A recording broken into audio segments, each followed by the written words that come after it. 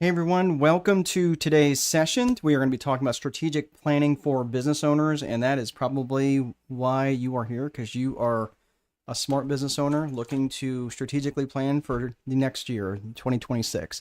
So you can either have a new year or you can just have another year. Which one would you like to have? I don't know about you, but I'd like to have a brand new year. Actually, I wouldn't mind having another year like the one I just had. It was really, really good. I had a lot of things that I accomplished, and it was all because I was really dialed into a specific strategic plan. I read 42 books, and I know this because I keep track of all the books that I read. I published, I wrote and published 5 books. I didn't write it all in one year. I actually took part of 2024, but I published 5 books this year. The Time Wealthy Advantage, which we'll talk about here in a little bit, and then the 4 supporting guides around sales and lead generation, the accounting guide, and then the strategic one sheets, and they're all really good. I mean, I'm not just saying that because I wrote them. I'm saying because that's the feedback I've been getting, and had a really just good overall productive year, just really, really good. And all of that is because of strategic planning. So for those of you, I'm not saying that to sound impressive. I'm saying that to maybe impress upon you about how important strategic planning is, not just for your business, but for your overall life. So for those of you who are joining um, from different areas, let's see, we got, Madison, hello. And Caroline, hello. We've got different people already. Let me know where you're coming from, like where are you at, and maybe what kind of business that you're in, or what what kind of endeavor you're maybe thinking about starting for the new year in 2026.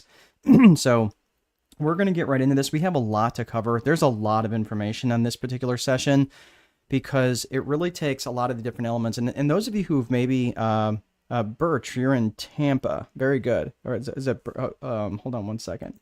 Let me take myself down here. Birch Masters Home Remodeling. Oh, okay, perfect. Yeah, Birch Masters Home Remodeling. You are in Tampa, Florida. Very good. Welcome. And what do you specifically do? Obviously, home remodeling. Do you do specifically? Do you decks, full home remodels, home additions, things like that? Right. Love to know what it is that you do. We've got Princess. Hello, it's great to be here. Viewing from Toronto, Canada. Very good. Up in Ontario. Nice to meet you. I'm glad you could be here today. All right. And let me know too what kind of businesses that you guys are in, because again, it would be helpful for me to know so I can make some of this stuff relevant to you as we go through the session. Caroline, Houston, Texas, Financial Services. Welcome, Caroline. Birch Masters Home Remodeling. We specialize in full home renovations, redesigns, and custom new construction builds. Very good. All right. And I'm assuming you do that in the Tampa area. Probably have a lot of work from from the hurricane. And Brandon is also in Houston, Texas. All right. We got Texas representing today. All right. So we're going to get right into it. There's a lot of stuff that we're going to cover. And just a couple of things really fast is we are going to be covering lots of different topics, but here's just a couple of things. We're going to get right into the agenda. For those of you who have been here before or maybe seen me speak before, you know that I kind of give some preface. We don't really have time for that, and not because that's a bad thing, but it's just because there's so much information. This is probably going to be a little over an hour, probably be, depending on how chatty you guys are, maybe an hour and 15 minutes, hour and 20 minutes or so. But again, depending on how much you guys ask questions and so forth. Brandon is a notary and does remodels and renovations. Okay, very good. Let us know where you're from, Brandon. Oh, wait, you're in Houston, Texas. Yep, that's all right. I'm sorry, I wasn't trying to connect the dots there. So feel free, if you, couple just housekeeping items real fast. First of all, don't multitask. Like, try not to multitask. I want you to stay plugged in for this period of time. I mean, if you thought enough of yourself to show up and be here on time and be ready to go, I'm going to really encourage you not to multitask, because switching back and forth into what I say and then what did he say that? Can you say that again? And not really staying plugged in. Look, I'm trying to teach you to train your brain to be highly focused. And I will tell you, I am a full card-carrying ADHD member. And, I don't necessarily have the impulsivity, but I definitely the inattentiveness.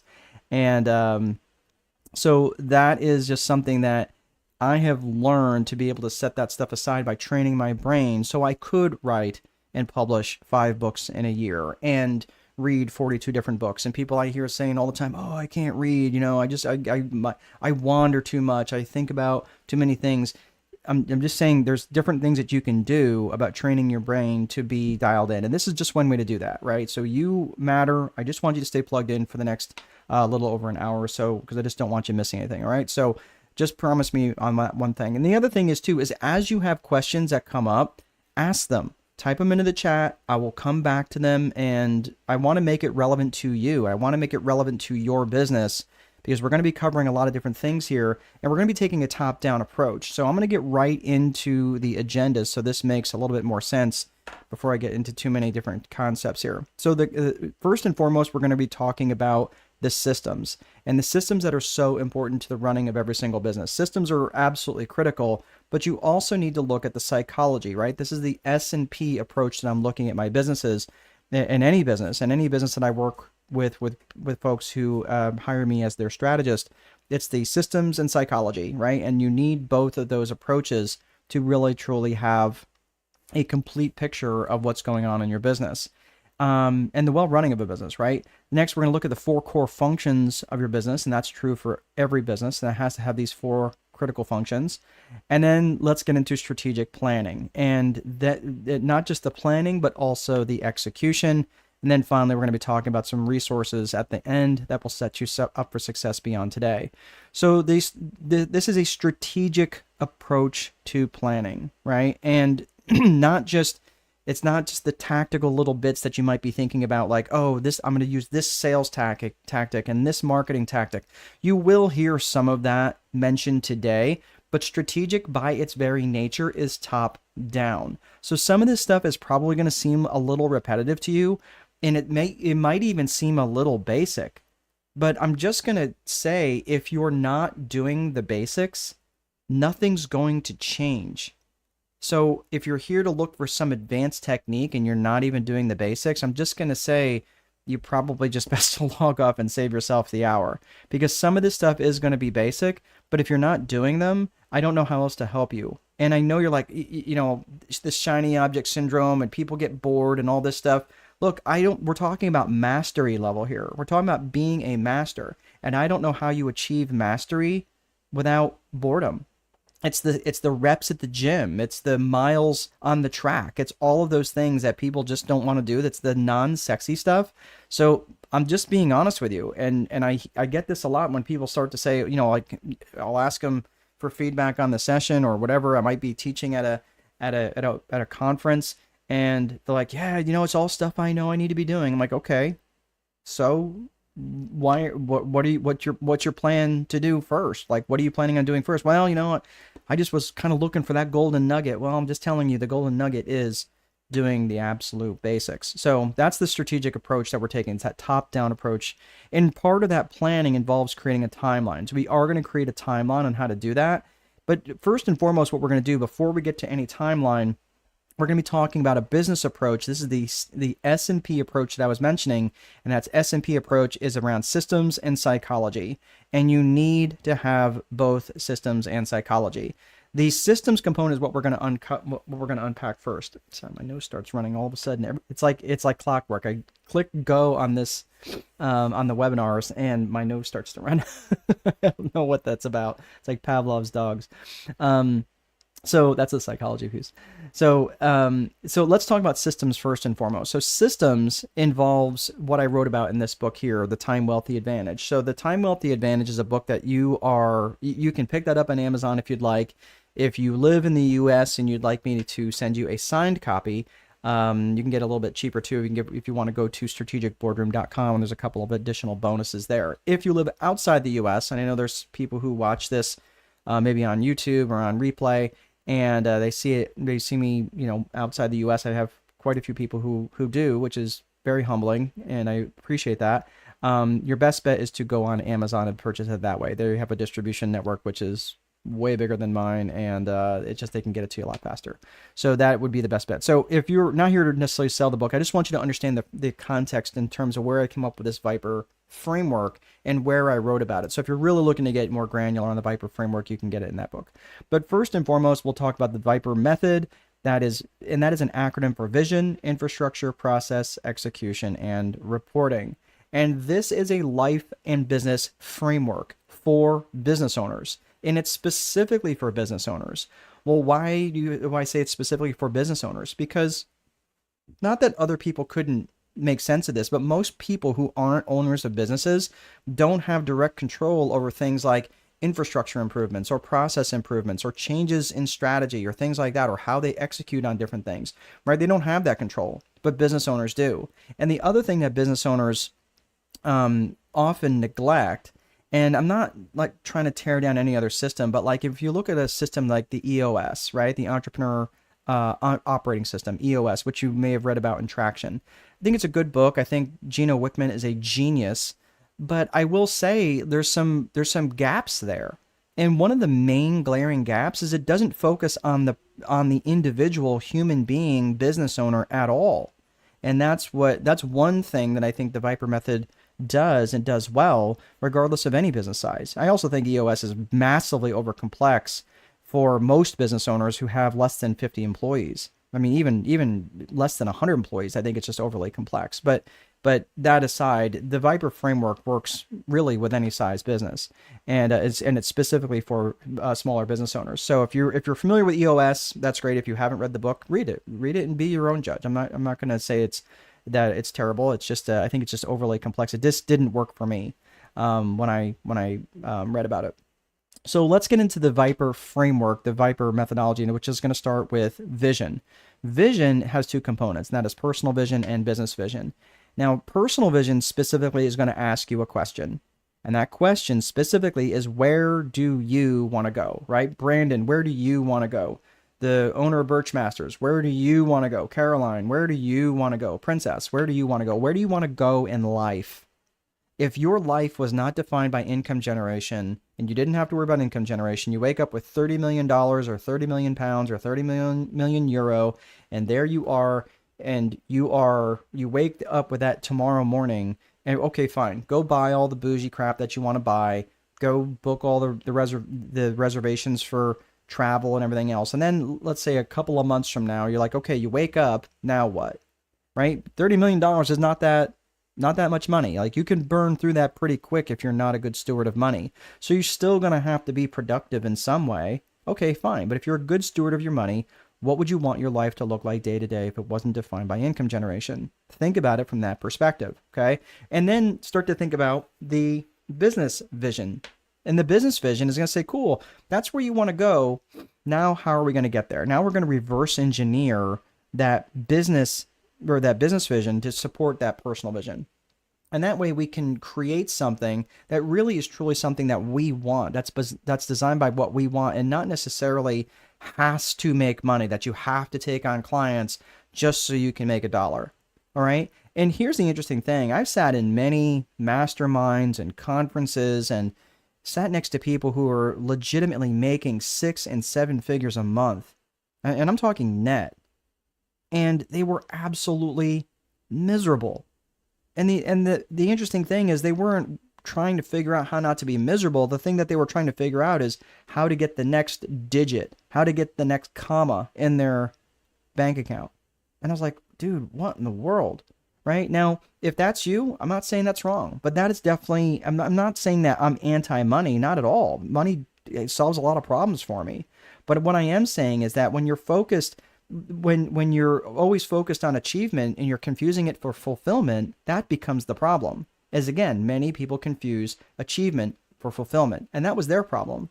So what I'm just going to suggest for you is the danger in creating that business vision without ever considering a personal vision is that you end up creating a life that exists to serve the business. All right. So, and I'm just telling you that sucks. And if you're, I don't know how old some of you are on here. We've had quite a few people join me just recently. If you are interested, just go ahead and type in where you're from and maybe what business that you're in, so I can make this relevant to you guys. But again, I'm gonna put the fries in the bag here on personal vision in just a second. I'm gonna get to the strictly business stuff here. So please just hang in there with me for just a hot second.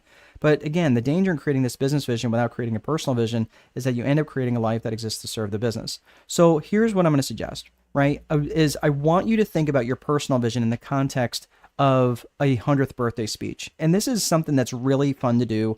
And you might be thinking, okay, so you're turning 100 years old. All right.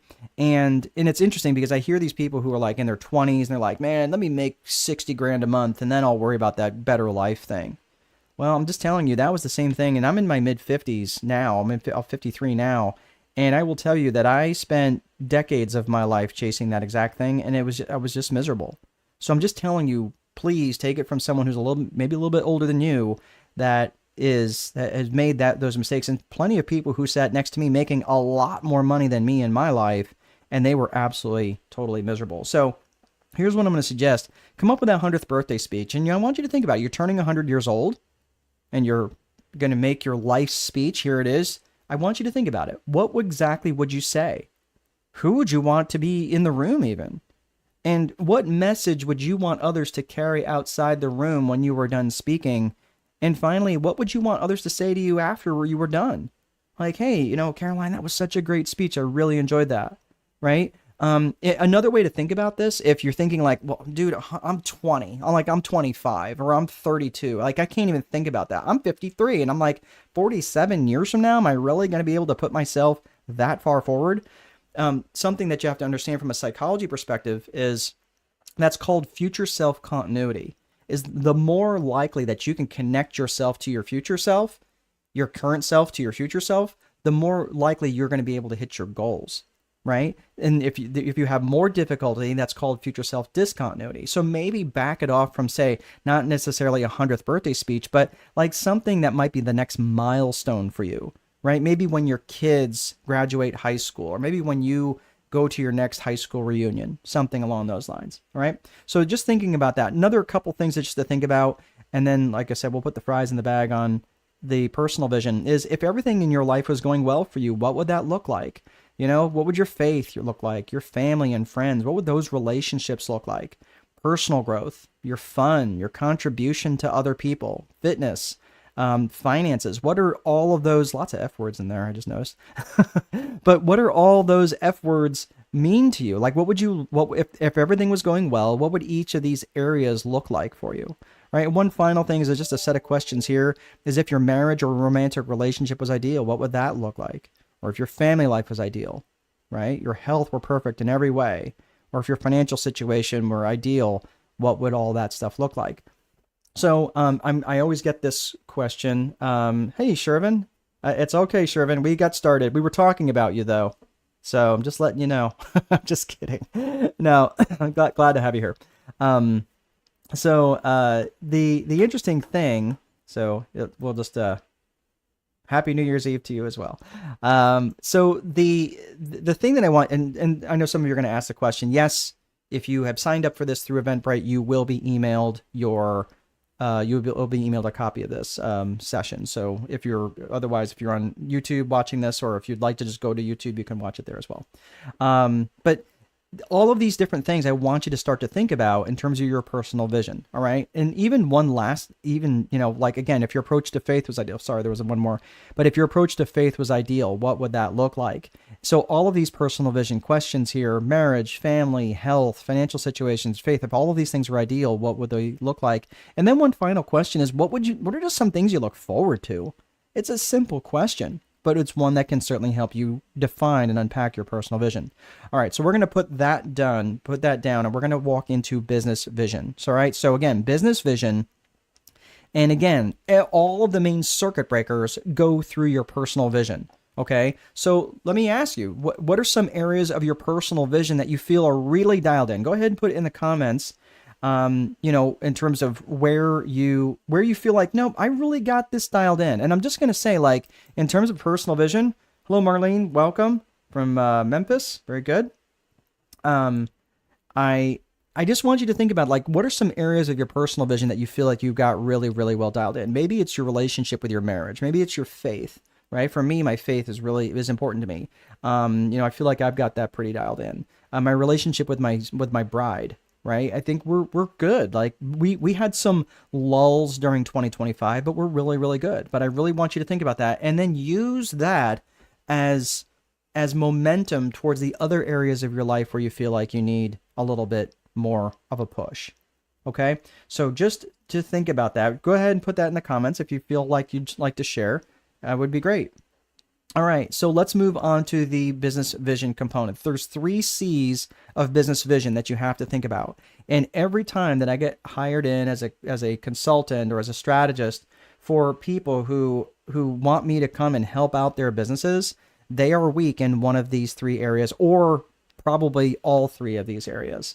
So let's look at Birch Masters Home Remodeling. I'm very dialed in with my faith and personal vision. I absolutely love that, Birch Masters. I wish I knew your name. I feel like Birch Masters is just so impersonal. But I'm very dialed in with my faith and personal vision of where I want the business to go. That's great. I just need to dial down on how to get there. Okay, and that's and there's lots of different approaches. Okay, we're going to get into some strategy and some important things.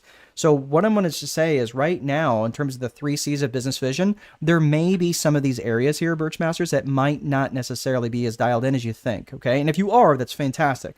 But if not, this could be an area of growth for you. Okay, it's me, Madison. I changed the name to the company. Okay, okay, gotcha, Madison. All right, I was like, I don't remember that person coming in. All right. Well, hello, Madison. All right. So goes the 3 C's of business vision. They are core purpose, core values, and client avatar. And they're like 3 legs of a stool. You cannot have, they've all got to be equally yoked. All right. So let's unpack starting with core purpose. Core purpose is what business are you specifically in and what problems do you specifically solve? And it's really important that you be highly specific in your answers. If you just say, well, I'm a realtor, okay, that tells me nothing. That tells me like, okay, are you a realtor for the entire state of Florida? Well, yeah, realtors are basically licensed by the state, but that doesn't tell me much because you can do residential stuff, you can do commercial stuff, and different states needed different endorsements. I know this, but I'm just saying, for example, it doesn't tell me a lot. Do you do commercial leasing? Do you do property management? And do you try to do all of the above? And generally, if you're trying to do all of the above, you're not very well differentiated. And when you're trying to be something to everybody, you wind up being nothing to nobody. And that is we're going to talk about differentiation here in a little bit, but I'm just saying, if you don't have your core purpose really, really dialed in and be exclusionary to other things that you will not do, like it's like, yeah, I'll do anything for $1. The problem is you don't have pricing power. And trying to be everything to everybody is a real problem. So I'm saying, like, in your core purpose, people will come to me and they'll say, hey, Mark, can you just do my accounting for me? Well, look, I have a degree in accounting. That's my background. I'm also in school right now, getting my PhD in organizational psychology. Could I come and be someone's therapist? Well, no, because that's not clinical psychology. It's not what I want to do. But my point is, would I go there and do, on-site counseling for people? No, it's not what I do, right? It's not, I don't have an interest in that. I have an interest in organizational psychology and behavioral psychology. Like, to me, that's important, right? But I will be exclusionary in terms of what I won't do. I'm not going to do someone's books for them, even though I have skills around that. And like, yeah, but you can make $50 an hour doing that. I'm like, great, that would cost me $400 an hour based on my current billing rate. So why would I do that? Right? And that's my high-end consulting sort of stuff. So I'm just saying, you have to be a little obnoxious about what it is that you do, and more obnoxious about what you won't do. It's okay to be a little bit of a snob about your core purpose, because the more dialed in that you can be on that, it's going to allow you to be much more, take up more specific bandwidth, more specific mental real estate of people that you're trying to target. We'll get to client avatar here in just a second. So we talked about the core purpose. That's the core purpose. Next, we're going to get to core values. Now, what matters to you about this business, and how would the world be worse off if you went out of business? And I know right now, I get this all the time. Whenever I mention core values, and especially in front of a room, I can kind of see the collective eyeballs rolling in the back of the room. But here's the thing, and I know this sounds super squishy, But the reality is the core values of a company, and if you're trying to grow your company, and I know many people are trying to grow their companies, if they're trying to grow their company, or if you're specifically trying to scale your companies, you're going to need other people to do that. You're going to have to bring in other people. You can't just do this by yourself, right? I mean, you can bring in infrastructure and do some certain things, but you're going to need assistance to do that. People like CPAs, attorneys. I mean, even, people like me, people that you're even just going to have to hire to do and handle some of the other 4 functions of business. We'll get to those 4 functions here in a little bit. But I want you to think about the core values, because the core values, when you think about your core values, and those are very, very well defined, your core values define your company culture. And your company culture and your company brand have an inextricable link. And that is the reason why people are going to want to come shop from you and buy from you. And people are going to want to work for you. Think about the type of climate that Southwest Airlines has. They're the fun airline. People like to work for them. I mean, think of other companies that people like to work for. There's probably a local company in your town that has a really great company culture and owners that are just fantastic people, and people just like to work for them, right? That's really important to think about. So I want you to think about this in the context of the, what your company culture is going to be. And again, your business is just an extension of you. Right? So don't forget that. Because your business is an extension of you, I want you to remember that your company, your personal core values are going to be what defines your company core values. So you might be thinking, well, how in the world do I define my personal core values? Okay, well, I'll give you an example. Have you ever had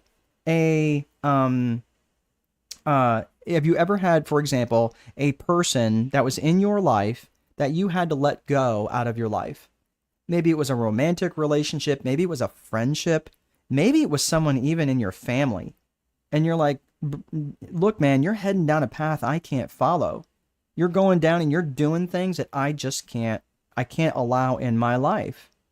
Right? Have you ever had this? Yeah. I mean, it's heartbreaking. If you've lived more than 15 minutes on this planet, right? Unfortunately, this is the sort of stuff that happens. And what I'm telling you is that those are the sorts of things that violated a core value for you. A core value.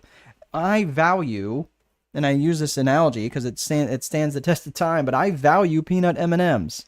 I love peanut M&Ms, right? But if someone breaks into my office here and says, give me all your peanut M&Ms, am I going to go to war over it? No, I don't actually have any peanut M&Ms because I ate them all. But assuming I had some, I'd happily give them and go, okay, go on your way.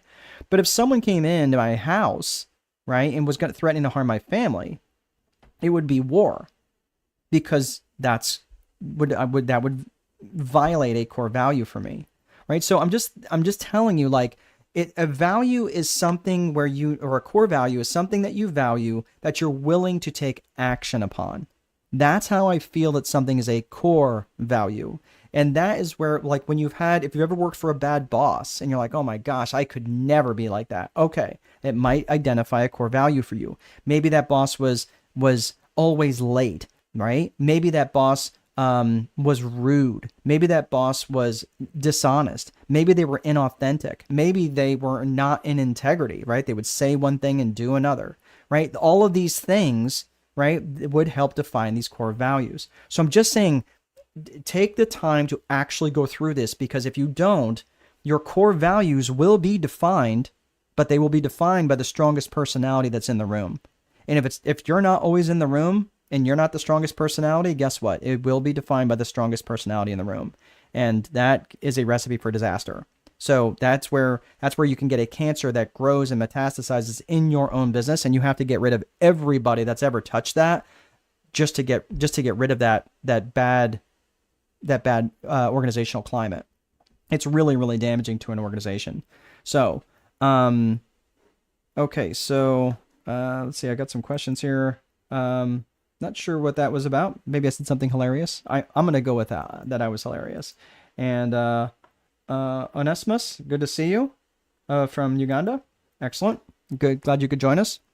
All right. So here's where, so we talked about core purpose. We talked about core values. Now let's get to the last C, which is your client avatar. Let me take a quick drink here. So as you're thinking about this, and what I want you to do is, as I write this last one, go through this last one, I want you to think about which one of these do you feel that you have dialed in, and which one of these maybe do you have some work to do. So I want you to think about this as I'm going through this last C. So the client avatar is who specifically and ideally do you want to serve?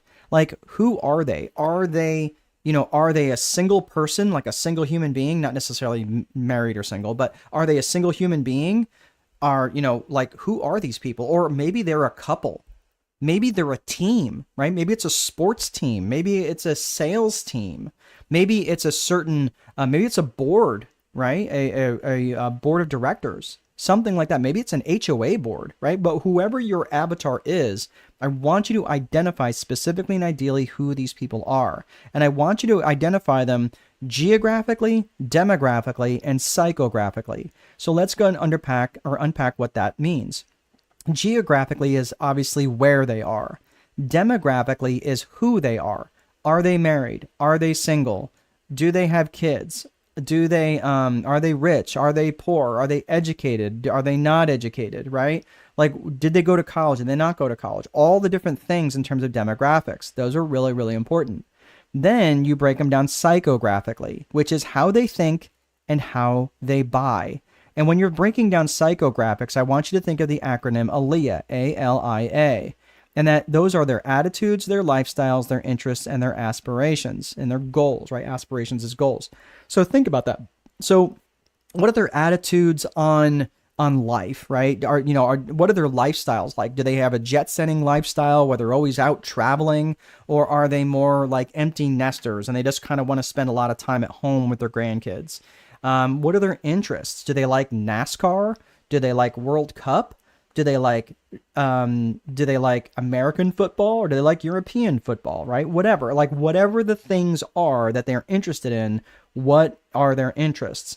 And finally, what are their aspirations and goals? If you know someone's aspirations, if you know someone's goals, don't you think that you might be able to help them in some way, right? Even if it doesn't have any direct link to your product or service, that is how you connect with folks. That is how you make a difference, and you start occupying the mental real estate of people's lives, right? I mean, I know realtors that do really, really well at connecting and staying top of mind with people, especially with their avatar. Like, say for argument's sake, a realtor, let's say that their avatar are dealing with first-time home buyers, and they are, and the reason they're first-time home buyers is because they are expanding their family, right? They're having kids, or maybe they've already got a couple kids and they're bringing on a few more. So if that's the case, do you think that maybe they might be interested in local daycare, right? Openings, or maybe, references to good babysitters? Of course, like all parents are interested in stuff like that. Or maybe a new daycare that's opening, or maybe a parents' night out that a local church might be hosting. Just drop your kids off for a little while, and they've got a bunch of kids that are going to be there from the community. That might be something that a single, or not necessarily single parents, but parents or first time home buyers might be interested in, who happen to be parents, right? This is the sort of thing that's really important, as to know your avatar really, really well in terms of all the things that might interest them. So it always gives you a reason to be in front of them, even if it doesn't necessarily match up with your specific core purpose. All right. So let me ask you this final question here. So this is the time for you to think about it. Go ahead and type it in the chat. What are you, out of these three, what do you feel you need to do some work on? And what do you feel like you've already kind of got dialed in? Like, yeah, I'm an 8, 9, or 10 on these. Maybe I need to write them down. Okay. I would say anything that's not written down, you can't really give yourself more than a 5, but I'll give you a pass here. But where do you feel like you're really dialed in and should be easy for you to write down? And maybe the other ones are not so dialed in, that you got to do some work on. So go ahead and write that in the comment section and share that, because I really want you to take, again, I want you to take some actionable things. I want you to take some action on these things as you're working through these, because there's no point in just taking this class just for the sake of taking the class. This is about actually moving the needle for you in your life. So go ahead and type that in. All right, so we've got vision, which is broken down to personal vision and business vision, and that is the vision piece of the Viper method. Now we're going to talk about infrastructure. Infrastructure is the bones of the business. It's the desks, it's the chairs, it's the software, it's things like that that are computer systems, phone systems, software, websites, things like that. I did a class the other day. I think it was Tuesday or was it yesterday? Yeah, it might have been yesterday. Yeah, yesterday afternoon, which was marketing magic. And we really got dialed into the infrastructure of different components that you're going to need for like CRM software, like Pipedrive or, Salesforce. Salesforce is just the kind of way too big for most small companies, but, go high level, things like that, right? HubSpot. Those are really, really good CRM softwares for just keeping track of your customers. Like those are the sorts of things you need to start to think about if you don't have them. Otherwise, you're just going to end up doing stuff and writing stuff down on the back of a paper towel, right? This isn't a paper towel, but you're just going to end up going analog on things. I'm just telling you, there's so many things that software, and the software is so cheap now. There's no reason to do stuff that's going to be priced price competitive. Or it's going to price you out. There's no reason not to do this sort of stuff. All right. So Madison, let's see what Madison has to say. Madison's is dialed in on the client avatar and core values. Okay. Excellent. Definitely need to focus on the exclusions and what we don't do related to our core purposes. Yes. And I will tell you this is that when you start trying to be everything to everybody, the problem is that people lose track of what it is that you actually do. Right? The minute you start building decks and get away from home editions, and I know decks can get really, probably there may be more margin in decks. I have no idea, but whatever I'm saying, like whatever you're trying to stay within, and you start like, well, yeah, we went and hung some gutters, right? And you're like, okay, so is that what you're doing now? Like that takes up bandwidth that is not. It starts to get very confusing for everybody in your world. Okay. We're going to talk more about that when we get to differentiation, but this is, I appreciate you being honest about that, Madison, because I'm telling you that it's really, especially as a strategist, it's very easy for people to say, oh, you're a coach, help coach me on this thing. And I'm like, hold on a second, right? Hold on a second. That's not really what I do, but I can, I often employ the tools of a coach. But sometimes I'm more of an advisor. Sometimes I'm more a consultant, right? Sometimes I'm more a teacher than I am a coach. So I really try to distance myself from that because let's face it, how many coaches are out there right now? All of them, right? And if you're a coach, this is no slap at you, but the problem is you're entering a very, very crowded field. And it's one of the main reasons why I pulled away from coaching. I was doing a lot of real estate coaching under Landlord Coach. I started that brand, published several books, published The Time Wealthy Investor, then The Judge, then Time Wealthy Investor 2.0. And then I started seeing a lot of ick on the surface of the water. And I was like, I don't want to be wading in this water anymore, right? I wanted to get away from some ick that was going on in that industry, in the coaching industry, especially with the real estate space. So I niched up a little bit and started working specifically with business owners. I like working with service-oriented businesses. I like working with restaurants and coffee shops, basically service type industries, right? I've worked with fractional CFOs. I've worked with fractional CMOs, chief financial officers, chief marketing officers, right? And these are the sorts of people that I really, really enjoy working with. And it doesn't mean I can't work with, I've worked with small manufacturers as well. Not generally a niche I try to be in, but my point is that because I've niched myself as a strategist, which is different than that of a coach, people look at me differently. And I want you to think about that for you is you want to get away from that Me Too service. Okay. So I know I'm going off script here and we're not talking about infrastructure, but that's really, really important. And we'll talk about that here a little bit when we come up with some strategy. So why does vision, we talked about infrastructure, the bones of the business, the desks, the chairs, the software, things like that. But why does vision come first? If infrastructure is so important to a business, then why does vision come first? It's because the vision is the main circuit breaker. Okay. So let's say for argument's sake that, Madison is, let's say Madison's vision is to lay on the beach for 2 months out of the year in Spain, rubbing cocoa butter on her belly. Okay? Fine vision. If she develops an infrastructure that requires her to return emails and phone calls in a timely manner, that's going to be a horrible experience for her when she's trying to lay on the beach, rubbing cocoa butter on her belly, right? that's why, again, the personal vision is the main circuit breaker. So you want to create an infrastructure that's in alignment with that vision. So that's why you have to create the vision first. All right. So it's like you've it's like you've known me forever. That's right. I've known you for, like, again, I miss you like a desert misses the rain. Okay. Um so it's good, but that is why vision has to come first. So I'm just saying, like, again, Madison, when you're thinking about your vision or your infrastructure, this is the sort of reason that you're going to have to put that, right? Onesimus, that's the reason that you're going to have to start thinking about your infrastructure, right? You start thinking about vision first, but build that infrastructure that's in alignment with that vision. All right. No one else really chimed in on the 3 C's. I would love to know what 3 C's that you're specifically working on. Shervin, didn't hear from you yet. Marlene, love to hear from you.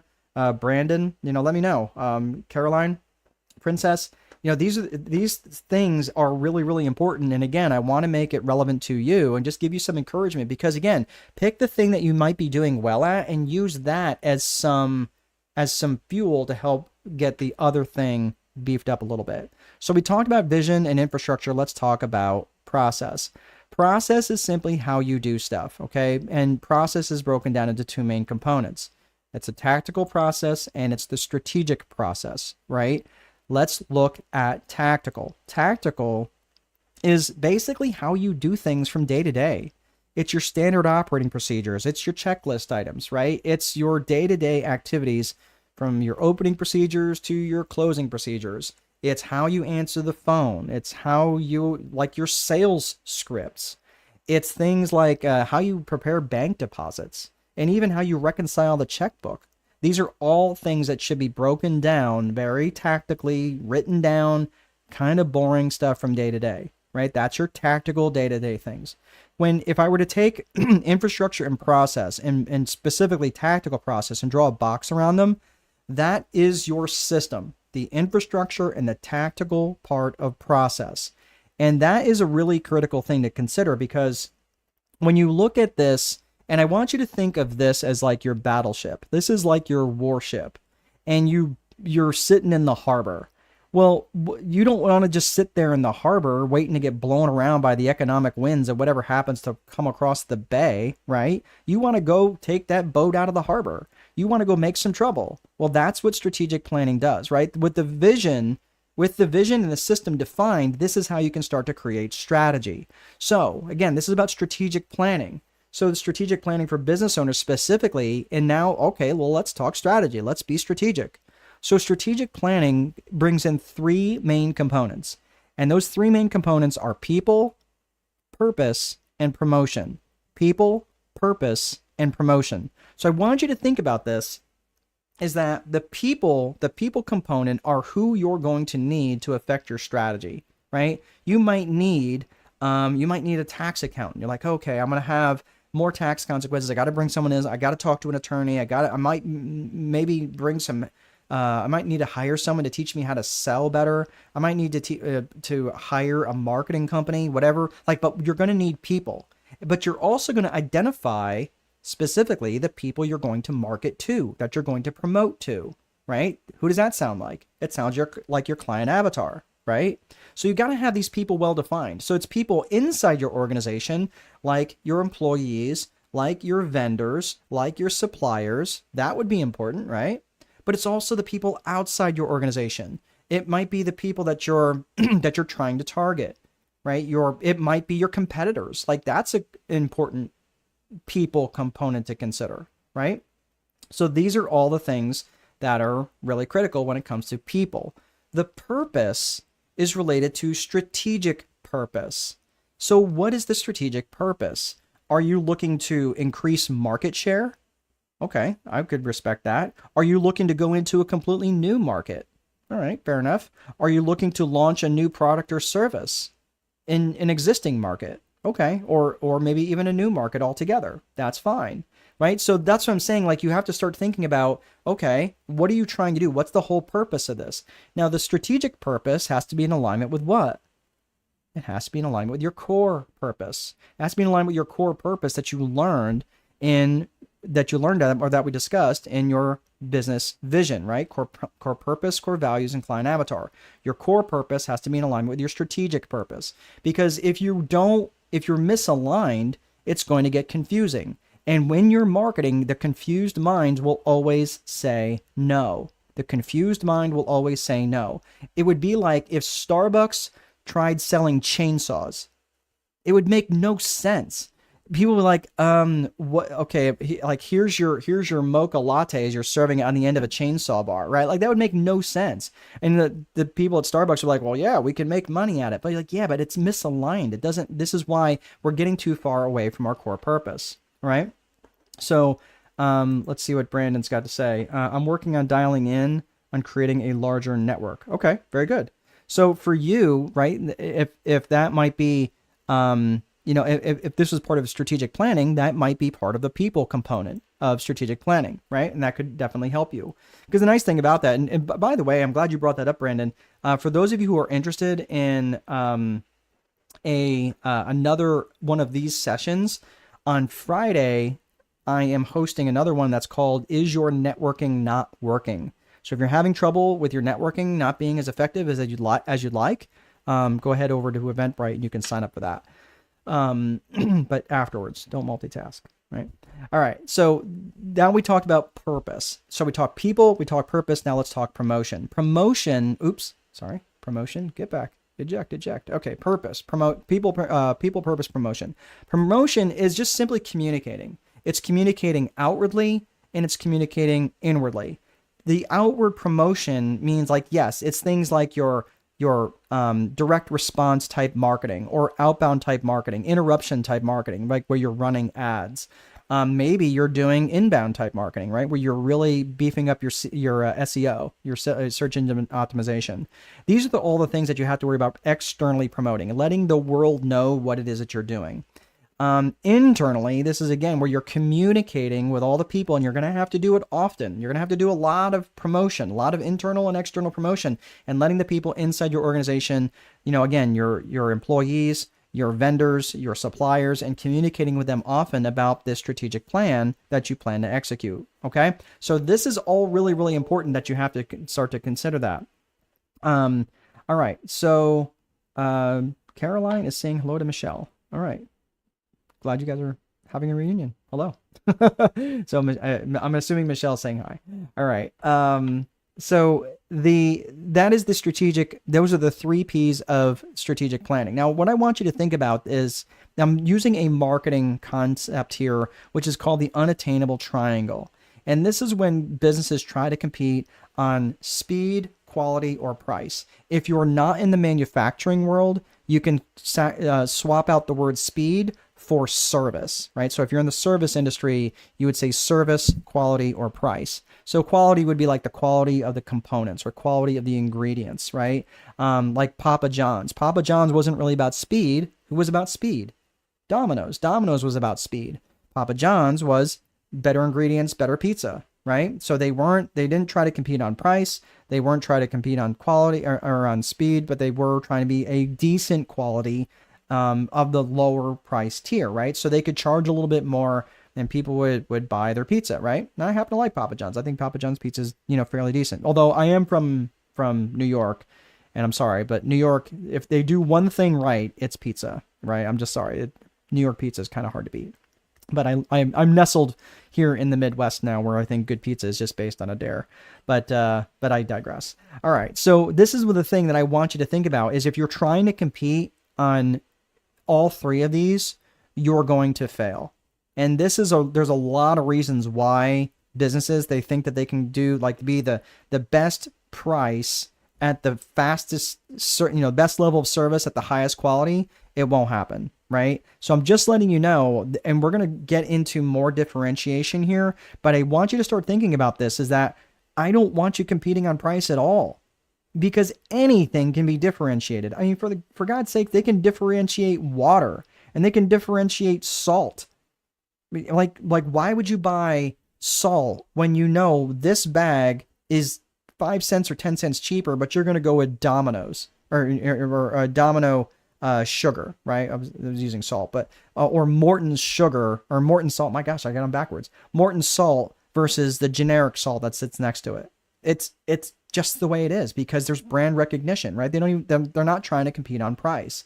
They've had a really good long run around, quality, and people just know them for that reason, right? There's no logical reason, but people are doing it anyway, right? They spend more for the brand. I would much rather be everyone's indirect competitor than one person's direct competitor, because the minute that I'm directly competing with someone, that is when I'm now wasting resources. And this is, of course, an extreme statement. Okay. Yes, I know it's an extreme statement, but the reason I say this is because most people compete directly by offering a little bit more for a little bit less, a little bit more for a little bit less. And before you know it, no one in the industry is making any money. And this is what happens over and over and over again. I mean, look at it. Look at the cleaning business. Look at the cleaning business. There are very low barriers to entry. And this is something I'm going to talk about here when we refer to the Porter's 5 Forces model. Porter was a really, really smart dude. He might have been a Harvard professor. I think his name was Michael Porter. But basically, if you're looking at this here, and this really isn't that important, but I'll take myself down just so you can see the whole graph. But you, at the very top here, you have your threat of new entrants. At the bottom, you have the threat of substitutes. So you got your north-south forces against your business. And then from east-west, you've got the bargaining power of buyers and then bargaining power of suppliers. And then you've got the rivalry right in the middle among existing competitors. These are all the forces that act against a business anytime people are thinking about trying to compete, right? So you're always worried about new people coming in. You're always worried about other people that could substitute products. So let's think about this in the context of a cleaning business. Well, what are the threat of new entrants? Listen, out of the dozen people on this call, the dozen of us could get on, we could all create a cleaning business before the end of the call. You know why? Because I don't know, maybe in your market it's different, but there is no barrier to entry for being in a cleaning business. I mean, we could get into the residential cleaning business. Maybe some areas might need a permit, business license or something, but here in the Midwest, it's just basically, I mean, we could have business cards printed up. We could have a website up and running in the next hour. We could have all of these things. I mean, we could send someone out to buy buckets and mops. We could be literally in business, within the next, hour, right? Because there's no barrier to entry for that type of business. So there's a high threat of new entrants. Or what's the threat of substitutes? Well, the threat of substitutes is doing it yourself, right? Like when I was in the property management, I mean, I have a property management company, but when I was growing that property management company, the biggest threat for me is not other property managers. It was the guy or the gal that thought they could do it themselves. That was my biggest competitor. We look at the bargaining power of buyers or the bargaining power of suppliers, like the people who want to buy from you. What is their bargaining power? Could they go, but your competitor, he's offering 3 cents less, or for this thing, can you match that, or can you go below that? Can you beat that price? Right? So the buyer has a lot of bargaining power, right? That reduces your pricing ability. What about bargaining power of suppliers, where the suppliers really have a lock on the components, maybe the cleaning components, right? This is what I'm talking about. This is in the terms of the Porter's 5 Forces. So you have to think about this. And again, the moment I start competing head to head, and generally that's going to be on price, is the moment I start wasting resources. So, and most people will compete on price, right? And because they don't know any different.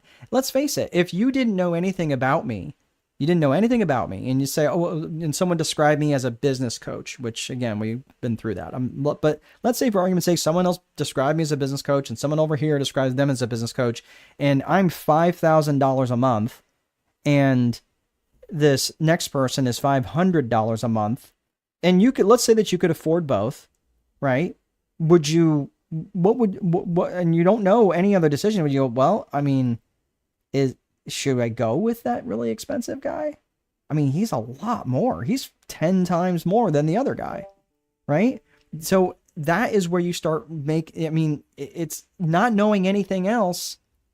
The lowest price a lot of times has a competitive advantage. right? But if you know more about me and you go, well, he's not a business coach, he's actually a strategist. And that's a very different skill set than just a simple coach, right? Coaches are good, coaches are necessary, but strategy work is different. And that's where you have to start not differentiating or not competing on price, making price decisions. And this is what happens when you start making pricing decisions based on what other people are charging. And I hear this all the time in marketing. Like, hey, I want to start a marketing company. What should I charge? What are other people charge for this? Oh, okay. I mean, rather than based on the value that you bring to the table. So think about that. Think about the value that you bring to the table before you start pricing. Because the minute your value equals your price, you are on the chopping block. So again, Madison, for example, you're going to be building an edition, and if people value that edition, they go, "Oh my gosh, this is such an this is the edition that I've wanted my whole life, and it's going to cost $500,000 to build." Right? To them, that value better be very much in excess of $500,000. Because if they say, "Oh yeah, it was $500,000 and it was worth every penny," I would pay 3 times that because I'm so happy about this. Right? The minute the value equals the price, you are in danger. And I'm just telling you, the value has to massively exceed the price for people to just say, oh yeah, this is a no-brainer. Of course I would do it, right? So how can you increase the value, not lower the price? Another thing is offering discounts for low value reasons. Oh, hey guys, it is Taco Tuesday, so I'm going to lower the price of my shampoo by 50 cents. What in the world does one have to do with the other? Why are you lowering your prices on Black Friday just because everybody else is doing it? That's silly. Don't offer discounts. If anything, add on value. Say, hey, yes, my shampoo is $50 a bottle, but for Black Friday, I'm going to throw in this additional thing. It's still $50, but I'm going to throw in these extra 2 samples, 1 lotion and 1 some other potion, right? Whatever. Not to make fun of it. I'm just saying, like, throw in additional things rather than discounting your price. Add value rather than discounting, because discounts are just another way of competing on price. Make pricing decisions based on what you think you should charge, right? No, what value are you bringing to the table? What are they going to value? And people often default to cutting price instead of stacking on value. Like I was talking about, you need to make sure that you're pricing your stuff in excess of the value, like 5 to 10 times in the mind of the client and the avatar. All right. So how do you avoid competing? You avoid competing by don't assume that everyone wants the lowest price. Let me ask you guys something. If you were going to, let's say, for example, that you needed a heart surgeon for someone that you love deeply. Okay. Could be a child, could be your spouse. Are you going to want the cheapest heart surgeon, the fastest heart surgeon, or the best heart surgeon? Right? Think about that. Go ahead and answer. Let me know what you'd like to do. I'm going to go ahead and take a drink here. Let's see. Price would not be the primary consideration for me as a customer. Value would be the most sought. Yeah, Marlene, and because you're an educated customer, that's true. And many people are educated, but you've got to give them a reason, a basis for that value. Okay? The best, of course, right? Yeah, you would want the best surgeon, right? So again, most people will seek value, but you've got to make that value very apparent. And this is where you have to start thinking about this. You need to think strategically. So, again, we talked about the going into the cleaning business, but again, differentiate yourself with your core purpose, your ideal client avatar, and your core offering. And you do that by differentiation. Well, what are some ways to differentiate? You can differentiate on your leadership, on how you run your organization, how you are as a leader. Because again, the leader determines the culture. The leader determines the core values. And the core values determine what? The company culture and the company brand, right? So that's what I'm saying. The company culture and the company brand have an inextricable link. You can also differentiate yourself by your different attributes. Attributes would be something like customization, right? What burger franchise will let you have it your way? What burger franchise, go ahead and answer, what burger franchise will let you have it your way? This might be something only maybe the Americans can answer. Okay, I'll let you answer that. Or which car company has the ultimate driving machine? Which car company has the ultimate driving machine? You can answer either one, right? So those are attributes. Those are different attributes that people know, right? That's right, Madison. Burger King lets you have it your way. And out of the dozens of burger joints that there are, you knew that's how they came to me. Like yeah, you can have it your way. And they've been talking about that for years. Whereas yeah, now and then all of a sudden the other ones say it's like, hey, take off the lettuce, put on onions, whatever. But the thing was, Burger King started that. They started that back when I was a kid, right? So the ultimate driving machine is BMW, because they are looking for car enthusiasts who love to drive aggressively. Like they love, that's an attribute for them. Being first or having a company heritage is a way to differentiate yourself. The way you even produce your products. So like one of the things that's a big differentiator for me is how much I read. I read 41 books last year. I read 42 books this year. Yay, one better, right? But roughly that's a book about every 10 days. I also published 5 books this year, like I mentioned. The reason I'm saying that is because my level of production is an attribute that people go, wow, he's spending a lot of time in reading and research that could benefit me as a business owner or as a coach or someone else who maybe wants to hire me, right? But that level of production is, or how you produce your product, is really important. Let's go back to the cleaning example. There are some cleaners who only use earth-friendly products, right? And you've heard that before, right? So maybe that could be a unique way of producing how you do your thing, right? Your core purpose, how you deliver your core purpose. Ways not to differentiate. Price, unless you're the highest. I'm just telling you that's not a way to differentiate, because, and I'm going to make this point at the very end, it's too easy to replicate. Or, oh, we are so customer focused. Is that really all that differentiated? That's really not making a big, bold promise. What about quality service? Oh, we are the best. We will offer the best service. Anybody can say that. But something that someone else can easily replicate is not a way to differentiate. So if your competitor offers a 30% coupon, right? Could you offer the same? Could you offer a 32% coupon? Yeah, it's too easy to replicate.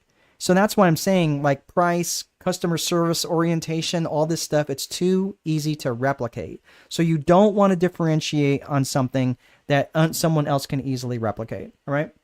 So let's keep moving on. So that was the process. We talked tactical, we talked strategic. We're going to come back to some other areas, and because I know we kind of took a long detour there. We're still in the middle of the Viper methodology. Let's talk about execution. So we'll speed up here just a little bit. But the execution piece, a good plan violently executed now is far better than the perfect plan that's executed next week. So this is the thing. Oh, Brandon, you said BK. All right.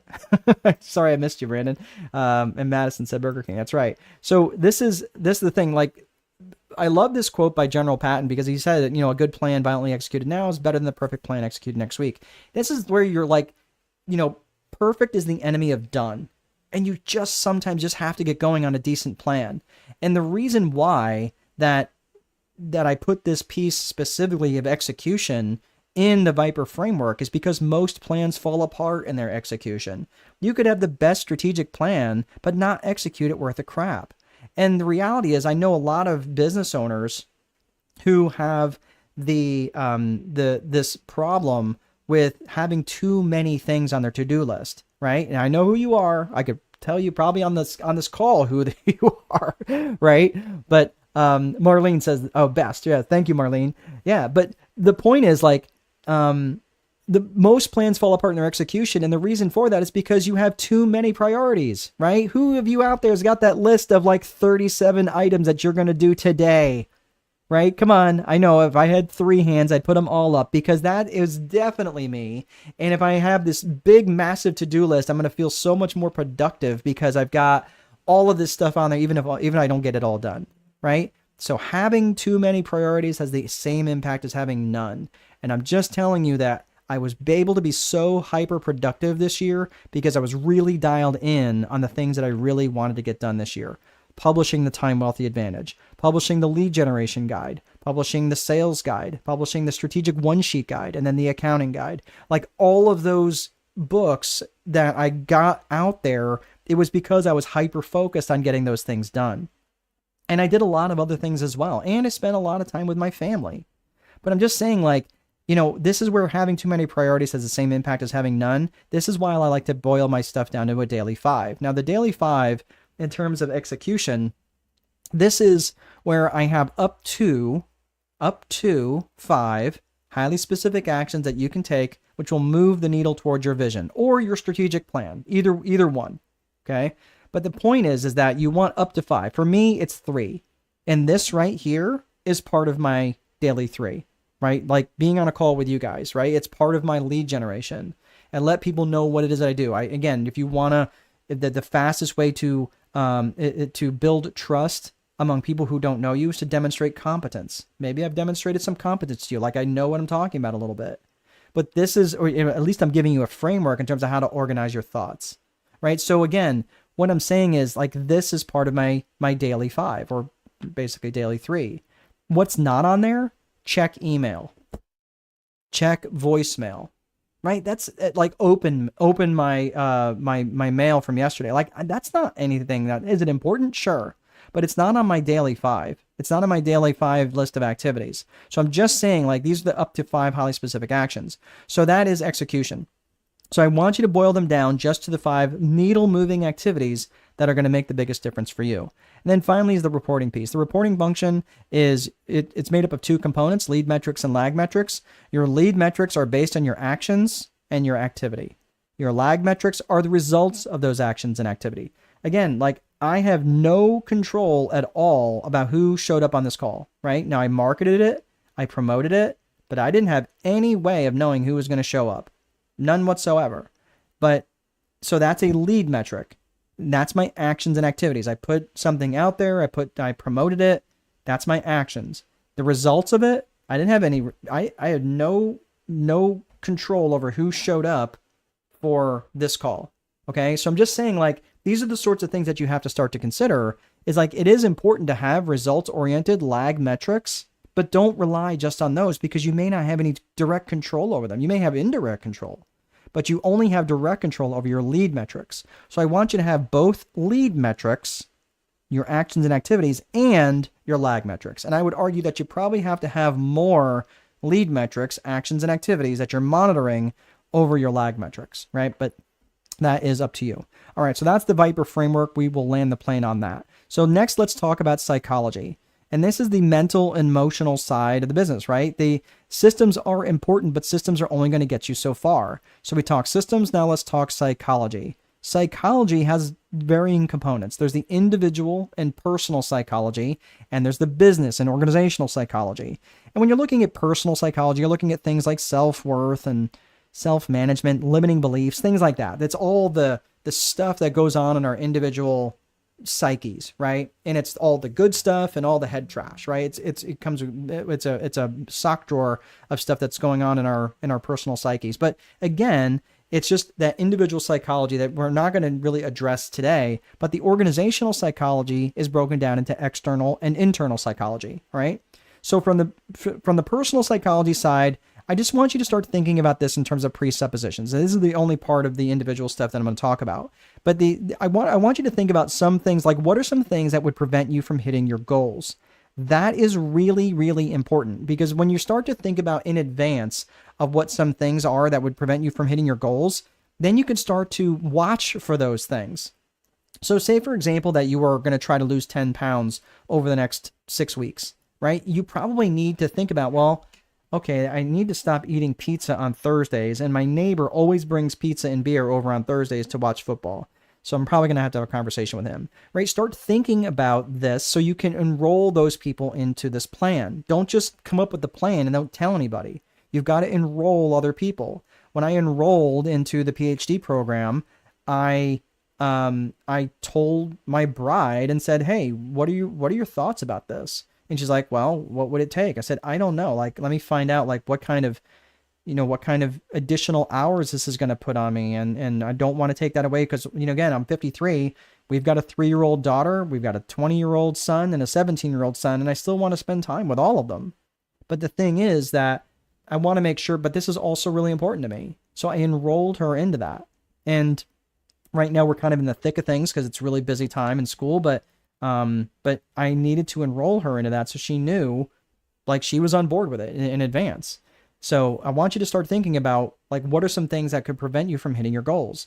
So that enrollment piece is really important. So when you're thinking about, the personal psychology, I want you to think about that from that perspective. Like, again, what are some things that could hold you back individually that from whatever strategic plan that you're going to be putting in place? So let's talk about business. Again, into external and internal. When you're looking at this, the external components, I want you to start thinking about, when you're looking at the external part, which is your buying psychology, I want you to think about the buyers. And this is, remember, we talked about that back in the 3 C's of business vision, the core purpose, core values, client avatar. And the client avatar, they were broken down to geographic, demographic, and psychographic. That is where you're going to start thinking about the buying psychology. And that's where you start thinking about things like ALEA, right? Their attitudes, their lifestyles, their interests, and their aspirations and goals. Does that make sense? So understanding buying psychology is really, really important. You got to think about vendor psychology, which is things like, negotiating with your vendors. And of course, even politics comes into play when you're thinking about business psychology. In the internal side, you're thinking about management and leadership. Now, I'm going to make this big point about leadership because leadership is absolutely a differentiating factor when it comes to strategy. And when it comes to that, I want you to think of the 3 pillars model of leadership. Now, this is really critical. And I want you to think about this. Like, how many of you have ever worked for like a really good leader? I want you to think of what a really good leader that you've worked for. And maybe put one, you don't necessarily need to put their name, but put like one attribute that you loved about that leader, right? Just type it in the comments. What are some things that you should think about, right? Shervin's got a quick question here. When you are in the early stages of starting a business, should we start on lead metrics more? Yes, and that's a great question. When you're in the early stages of a business or you are trying to grow a business, you're going to be wanting, now you're using lead metrics. I want to make sure we're saying the same thing. But lead metrics are specifically related to your actions and your activities, not lead generation. However, lead generation needs to be about 60 to 70% of your daily activities. So yes, I just want to make sure we're saying the same thing because lead gen activities and lead metrics are not the same thing. Lead metrics are just any activities that you're doing, right? But I would say that if you are trying to grow your business, that you're going to be spending 60 to 70% of your day. So if you're working a 10-hour day, that's 6 or 7 hours based on lead generation. Because without leads coming in, you have no business. And that is just the way it is. So if you're interested in more of that, you can, I'll have a marketing magic session coming up again at some point, but I just want to make sure that I answer that question. Okay, so Brandon's answering the question, accountability. That's a good one. That's a really, really good one, Brandon. Madison is saying strong sense of direction and organized strategy is what I admire in other leaders. Okay, excellent. Marlene says team building. I would agree with that. Very good. So these are all like leadership traits, right? And these are all, there's lots of different traits that come up with that leadership that leaders have. I remember in the Marine Corps, we had an acronym. There's 14 leadership traits, right? And it was kind of beat into us. Like it was JJ did tie buckle, right? Justice, judgment, decisiveness, integrity, dependability, tact, initiative, endurance, bearing, unselfishness, courage, knowledge, loyalty, enthusiasm, right? Do you realize that it's been 30 years since I've been out of the Marine Corps. But I remember those so well because all of those individual traits are really important. Now, are any of them more important than another?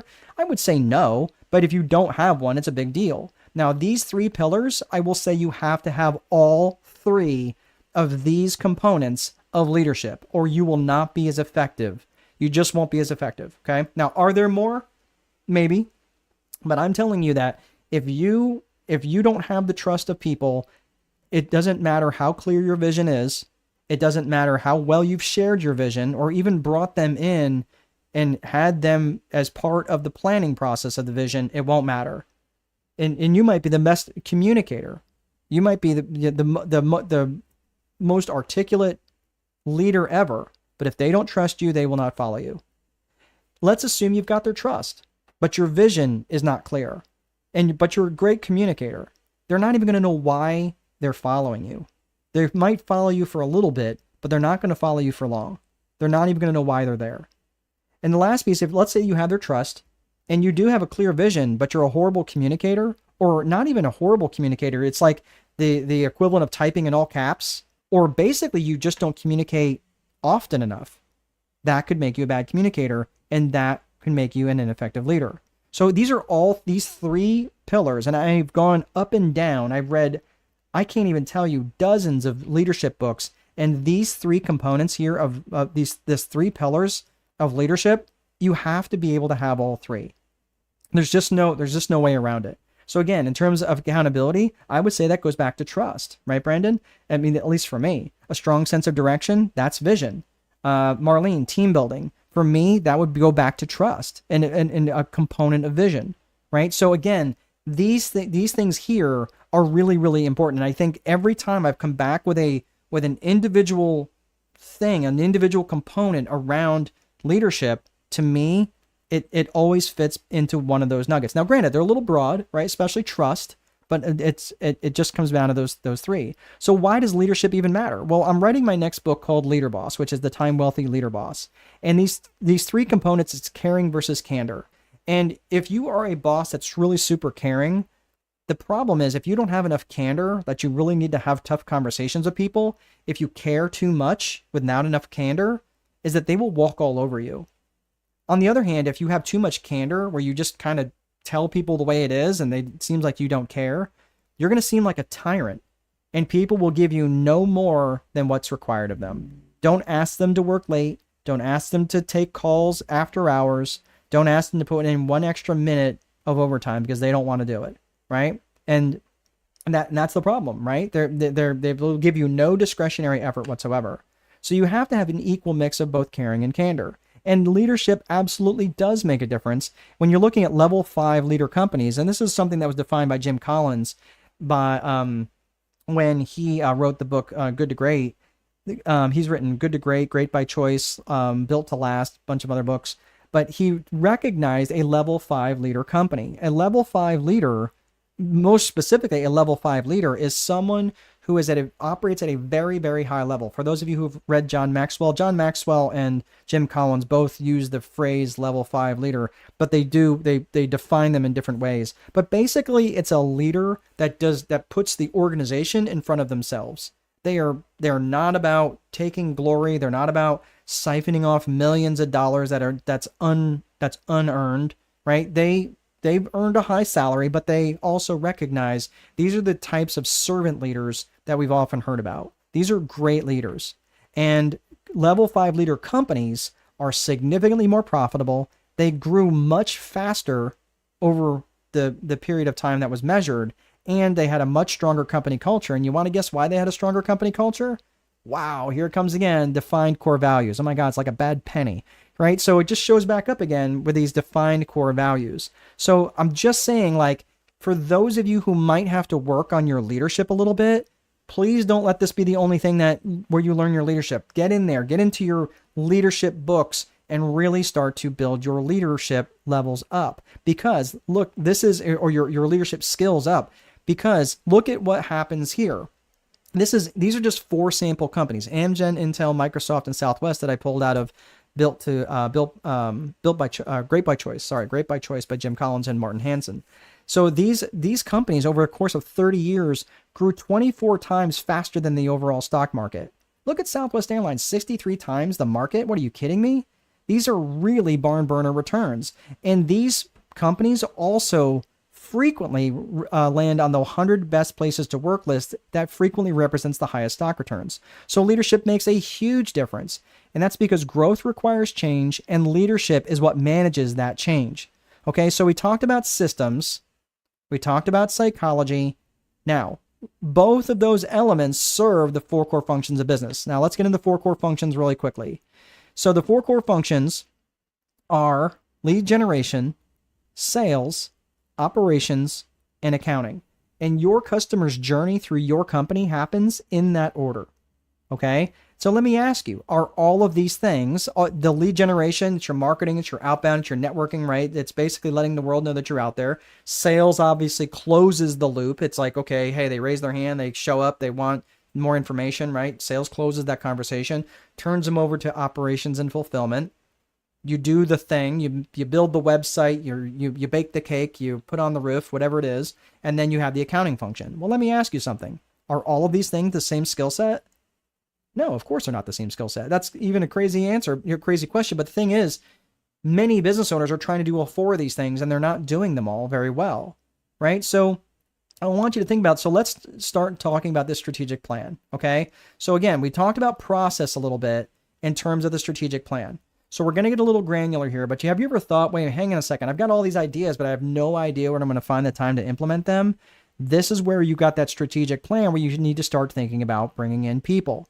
Now, if you want to grow, I want you to think about this in terms of bringing in the right people and what kind of leader that you are.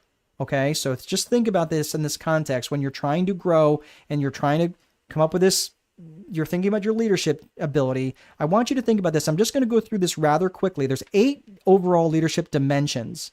8 leadership dimensions. So let's take a quick look at the pioneering type leader at the 12 o'clock position there.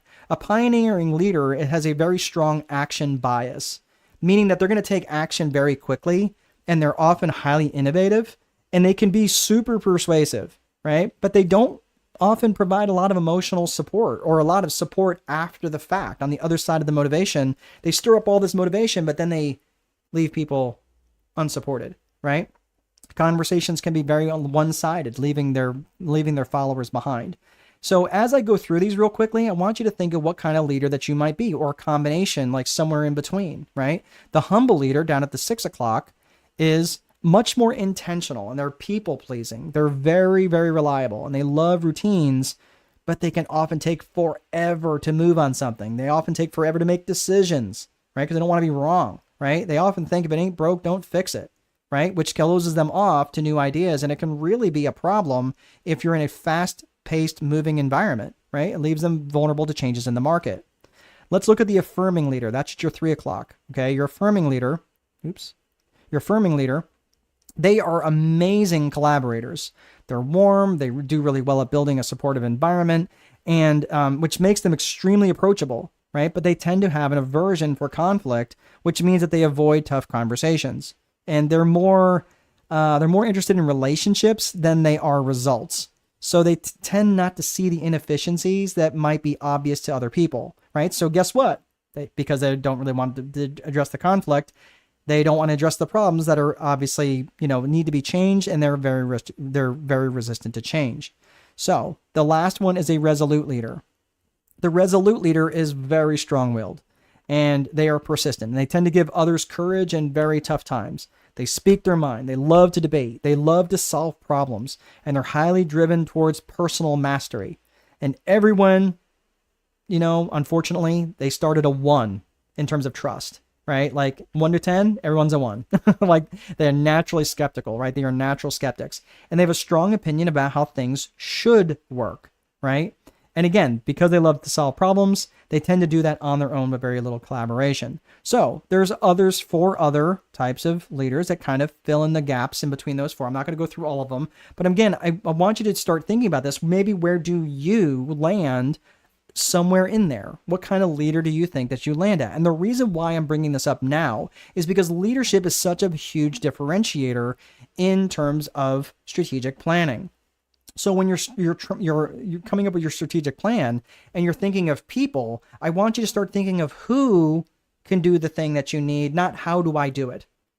That's the default mechanism that I see a lot of times when business owners are putting stuff together, is they think of, cool, how am I going to do this? Not how can I get it done?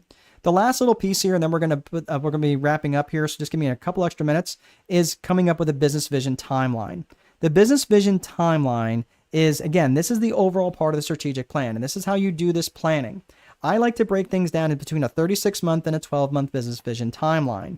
The timeline is broken down into what I refer to as RPM, and that is revenues, profits, and metrics. So what are the revenues in year 3 that you're going to have in your business vision from month 25 to month 36? Then I want you to think from your 12-month business vision timeline, your revenues, profits, and metrics, what's the next 12 months going to be? Now here I'm going to make this quick point here, is that most people vastly overestimate what they can accomplish in 1 year and vastly underestimate what they can accomplish in 3 years. So I want you to make your 3-year business vision a knock the cover off the ball goal, vision, whatever you want to call it. Make your 1 year maybe 10 or 20% more than where you're at today. Okay? So I don't want you creating this crazy big 12-month goal. Maybe, okay, great. Maybe if you hit it and you can always readjust. But my point is, most people vastly overshoot what they think they can accomplish in 1 year. So I want you to make that 3-year goal something a little scary. And keep in mind that profit margins tend to compress as the business grows. Okay. So generally, if you're budgeting for like a 30% profit margin in year 1, generally when you get to year 3, margins very rarely go up. So I want you to bake that into the cake and think, okay, how can I make sure that margins actually stay the same or do get better, right? But they do tend to compress over time. And this is also where you're going to start to put together a pro forma balance sheet and pro forma income statement. All that means pro forma, if you've ever heard that, it just means projected. What is your projected balance sheet going to be for 12 months out? And what is your projected income statement going to be for 12 months out and 36 months, for both balance sheet and income statement? So that is the business vision timeline. You got 36-month timeline, your 12-month timeline, your revenues, profits, metrics, your 12-month revenues, profits, metrics. The last thing you're going to do is break that 12-month down into 90-day projects. And you're going to break that 90-day projects. Obviously, it's going to be in line with your 1-year vision. You're going to break those 90-day projects down into monthly goals and weekly goals. And you're going to break those weekly goals down into, that's right, your daily 5. Oh my gosh, where did you hear that from? Yep, you heard that in the execution piece, right? So we're just about done. We went through the systems, we went through the psychology, we went through the 4 core functions of business, we went through the strategic plan. I know we covered a lot and I threw a lot at you.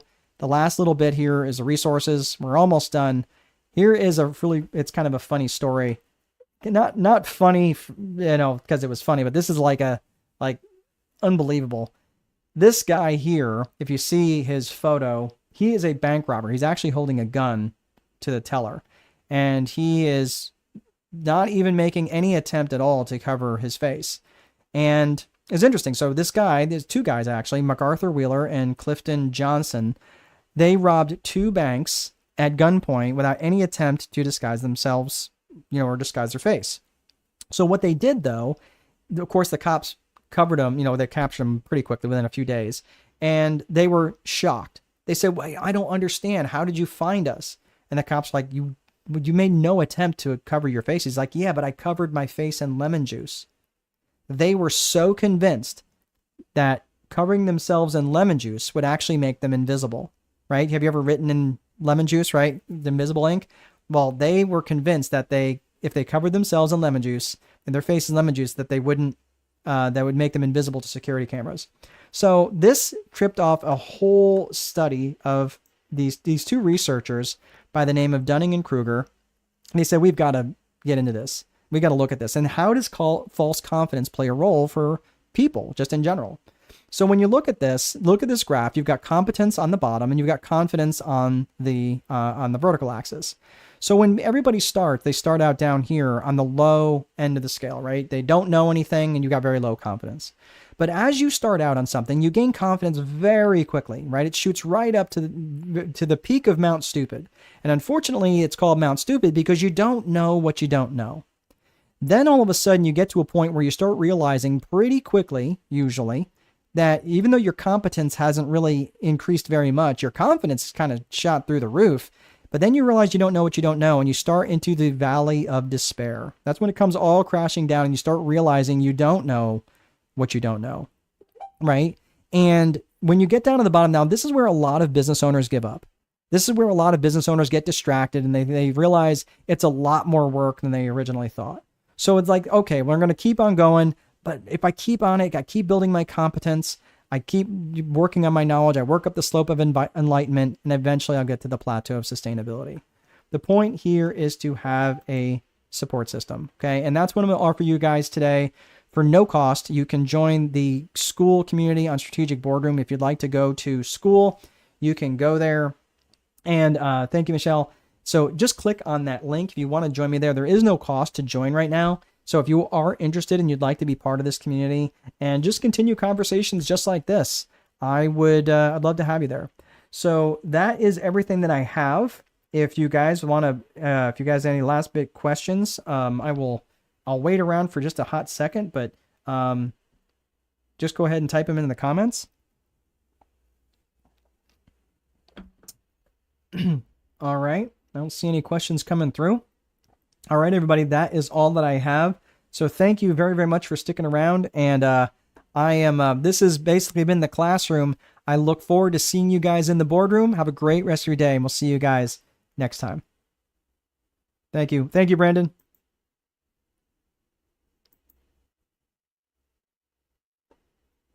The marketing management. Okay. Yeah.